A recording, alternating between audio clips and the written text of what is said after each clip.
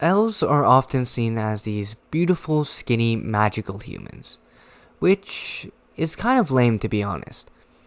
Hey traveler, my name is Kevin and this is Devlog 2 of Kemoria. When you're making a fantasy world, it's also important to consider what races will be prominent in the world, whether it be demons, elves, goblins, dwarves, or dragons. For me, I've decided on a mostly human populated world. However, I did keep two core races, elves and dwarves.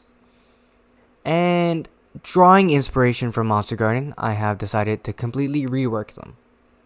To have a good redesign, it's important to have a good understanding of what they are first. Gandhi probably said that or something.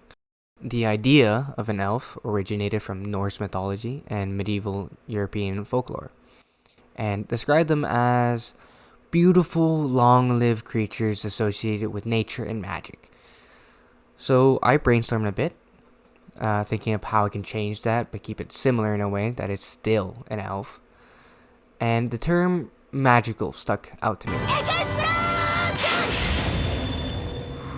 because the magic system had been my main focus before this, and phylum, the magic, takes the form of dark threads. And what makes threads? Spiders. Disgusting spiders. Oh, look, the baby's coming out of it. Oh, hell no! Anyway, I started sketching and came up with a couple main points I wanted to keep in mind.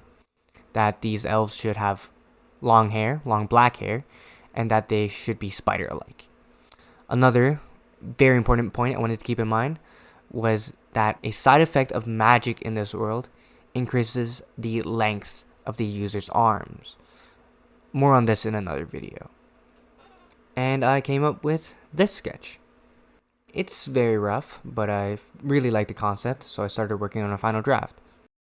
Seeing this helped to put more ideas into my head. Things like giving them 8 eyes, much like a spider, and why they actually have long hair. So I began to think about their culture and came up with an idea for why they keep their hair long. In Kemorian elf culture, they believe that longer hair helps deepen your connection with the phylum, as they are both thread-like. And they only cut it in one circumstance, which is when they get married. The reason for this is that when they cut their hair, it's a sign of cutting off their own life and combining it with their significant other and creating a collective life. This is done through a day-long ceremony where they painstakingly weave each individual hair, alternating between each elf to create a bed. This is pretty cool and gross. I love it.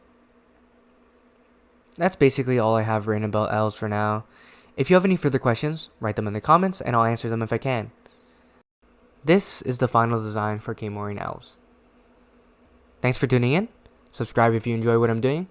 And have a safe journey, traveler.